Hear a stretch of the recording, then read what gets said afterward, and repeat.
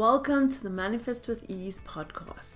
I'm Vanessa Jaden, certified mindset and manifestation coach, and I'm here to help you manifest your dream life effortlessly.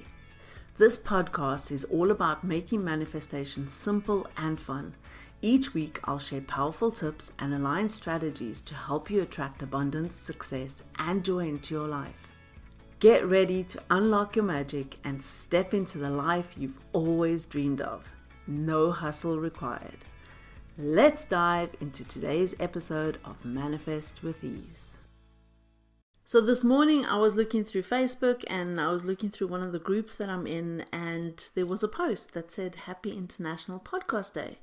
So I suppose I should have known this, but I didn't. And when I saw this, I thought this will be such a great opportunity for me to create a podcast and just share with you some of the lessons that I've learned in starting this podcast. Now, if you don't have a podcast, you have no intention of having a podcast, I encourage you to listen in, because a lot of these lessons that I've learned, I'm not going to share technical stuff around a podcast and editing and the technical strategy kind of stuff, but a lot of the mindset stuff that I have had to overcome, and the things that I learned and things that I've put in place. So no matter where you are, if you are wanting to up-level your mindset and to manifest your dreams, then I encourage you, keep listening, because I'm sure you will get some or other aha out of this, or some kind of a takeaway. So in 2024, I started having these ideas about starting a podcast, but it was just ideas, and I kept pushing it out. And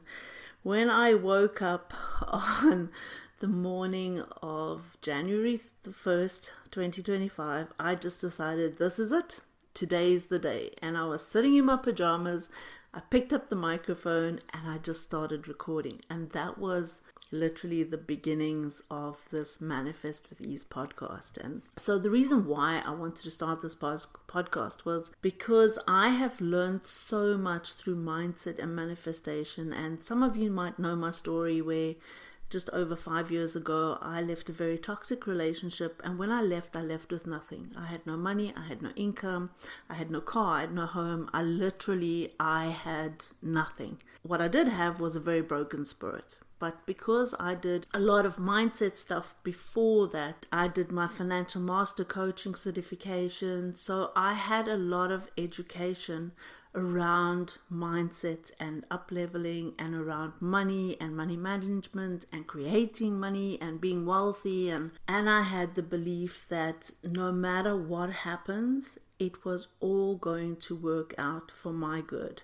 And now I live an abundant life. I'm super happy and excited with the life I have, and I'm super happy and excited to be manifesting my dreams. And I want to share these lessons, the education that I've had, all the tools and techniques that I learned when I did my mindset certification and my NLP, EFT, hypnosis, all of those things that I did. So I'm on a mission to help women manifest their dream lives. And if you don't have the belief right now that you can have it all, just hang on to the belief that I have in you, that you can manifest whatever it is that you are dreaming about, whether it is a life, business, freedom. That's what I want to share every week in doing this podcast, and that's why I started it. So I've put together 5 lessons that I've learned so far. I'm sure I'm going to be learning a lot more, but these are the 5 that I wanted to share. So number 1 is that I realized that I have too many ideas. When I first started out, I literally mapped out a whole year's worth of podcast episodes. And then I got more ideas, and then I'd already mapped it out. So now I had to start shuffling things around, and that kind of kept me very busy, because now it's, this podcast might be better, let's move this out. And then I ended up with 2 years worth of podcast episodes, and I started getting stuck in let's move things around, and let's schedule things, and let's plan things. And I got busy in that kind of stuff. So I realized I had to create some kind of a structure so that I could put all of my ideas into one place and hold them there, and also make space for my intuition. So I'm an Apple fan, Apple everything, and I use the Notes app for absolutely everything. I used to use Trello and schedule my things in there, and then I used to use Evernote at some point also, but I have found that the Notes app is just absolutely wonderful. So what I did was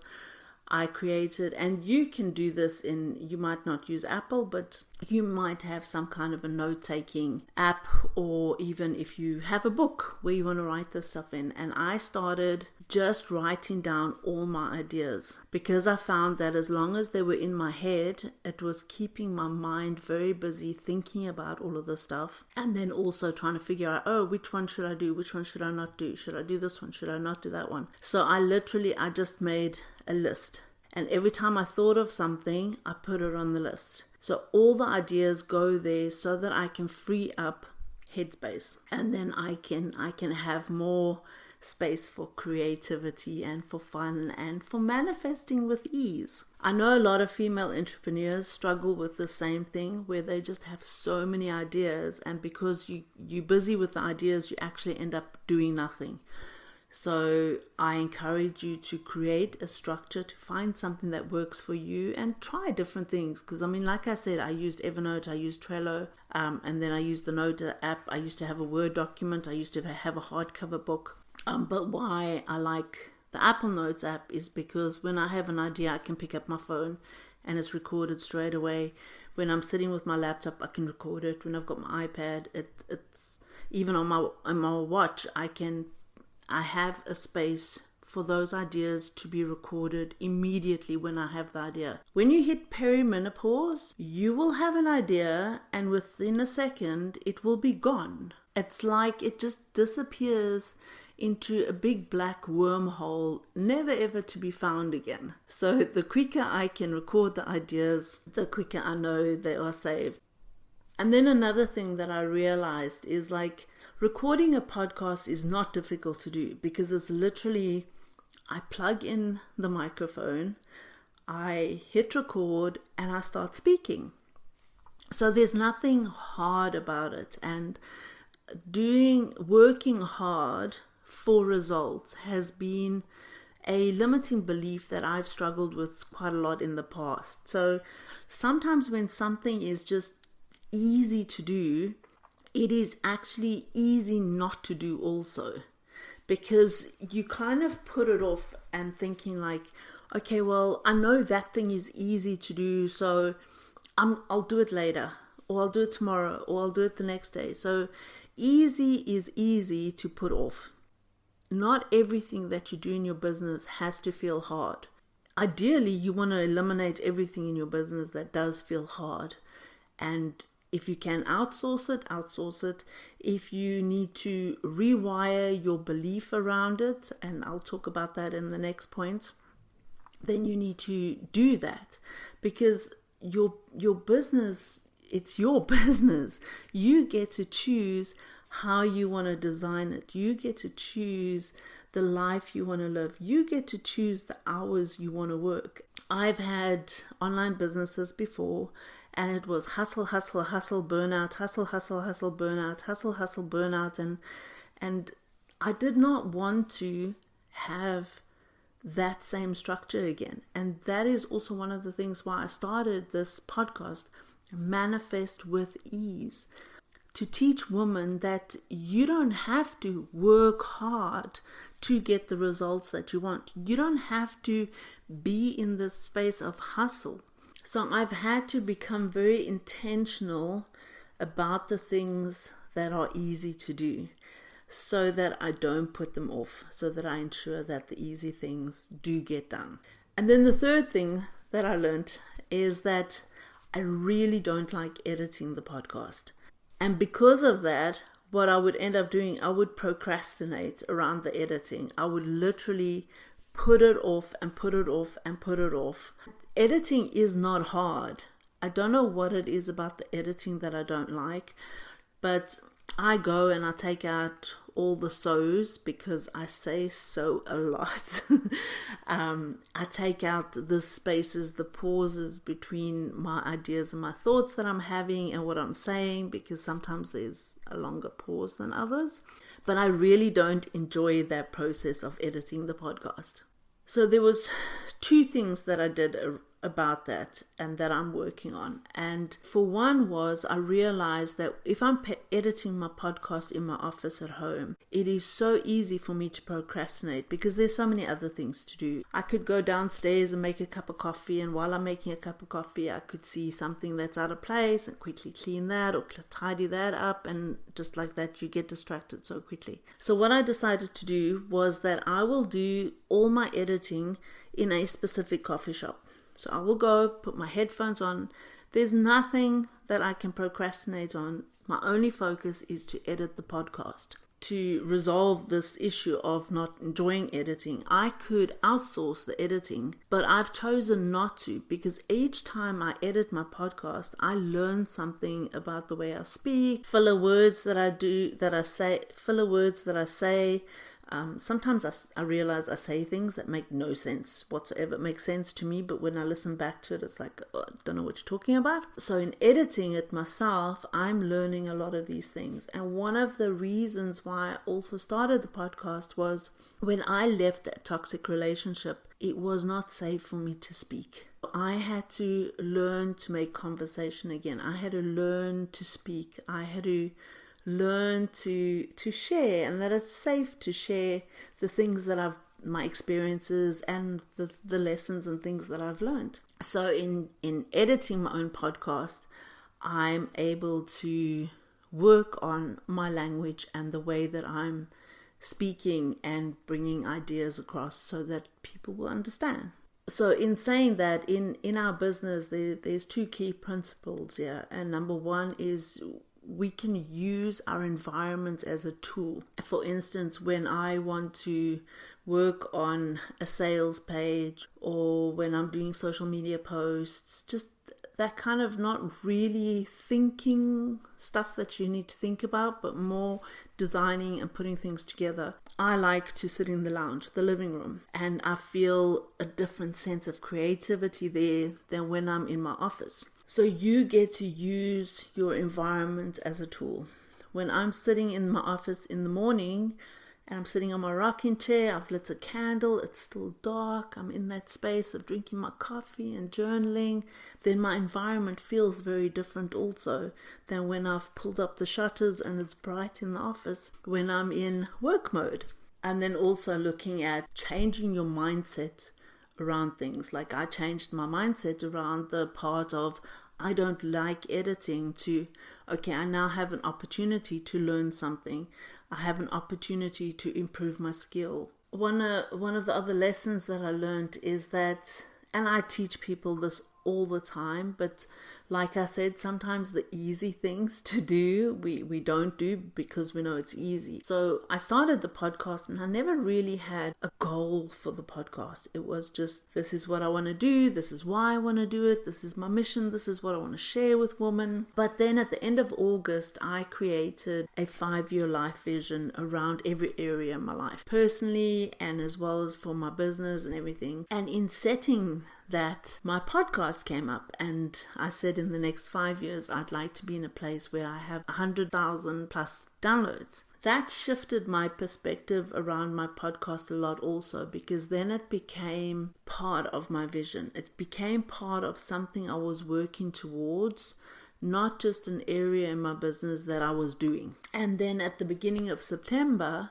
was the first month that I also set an actual goal for how many downloads I wanted for that month. Well, for this month, September. Today is the last day of September. There's a saying that says people perish without a vision. And what that means is that if you don't have a vision, if you're not working towards something, you can get so stuck on a hamster wheel and actually just go nowhere. And because you're not going forwards, you're actually going backwards, because there is no standing still. Life is always moving. So if you're not moving forward towards something, you are actually going backwards. With setting that goal, I had a massive spike in the amount of downloads that I had for September. Now, nothing changed. I didn't do anything different around my podcast except for the fact that my energy shifted because I was now working on a goal. And every single week I write down my goals in my planner. So there was always this awareness. And then every time I see, oh, there's another download, there's another 10. I mean, like in one day I had something like 15 downloads, which that was like a record for me, So it was like such a celebration. Like, yes, this is happening. And this is what happens when we have a vision, when we have a goal, when we working towards something. We can then start practicing gratitude, because every time somebody listens to my podcast, it's like, oh, I'm so grateful that they listened, and I really pray that they get something useful, some aha moment, some realization, something out of that podcast that can help them move forward to manifesting their dream. And then also there's the gift of celebration, because every time somebody downloads and somebody listens to a podcast, it's that celebration that, yes, I'm closer to reaching my target, my goal. And it's just such a blessing to know that women are listening to my podcast and that I have this opportunity to create change in women's lives, because that is my dream, that is my mission, that is what I want. And then another lesson that I learned, and this applies to my social media as well as my podcast episodes, was the ones that I just did off the cuff, where I just got an idea, followed my intuition, no matter if it seemed silly, if it didn't make sense, and I just went with it. And literally those would be the most downloaded episodes.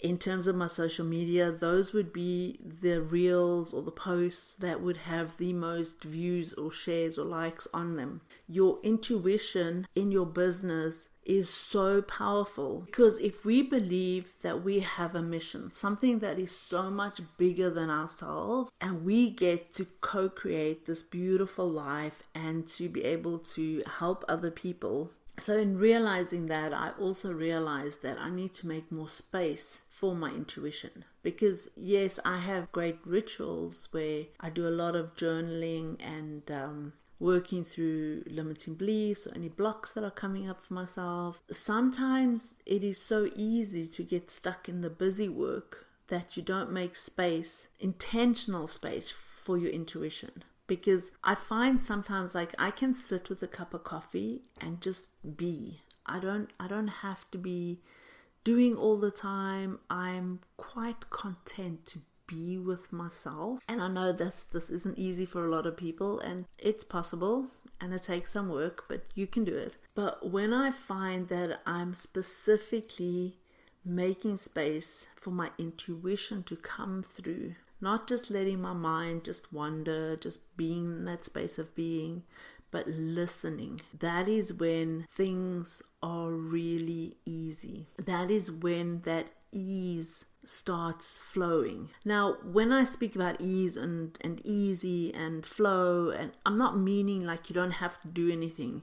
You can just sit back, have a cup of coffee, and everything's just going to magically appear. It does take inspired action from us, and inspired action comes from our intuition. Out of all of these lessons that I've learned, I would say that this is probably the most powerful one. So to recap, the lessons that I've learned is, when you have too many ideas, have some way in which you can capture the ideas so that they don't stay running around in your head.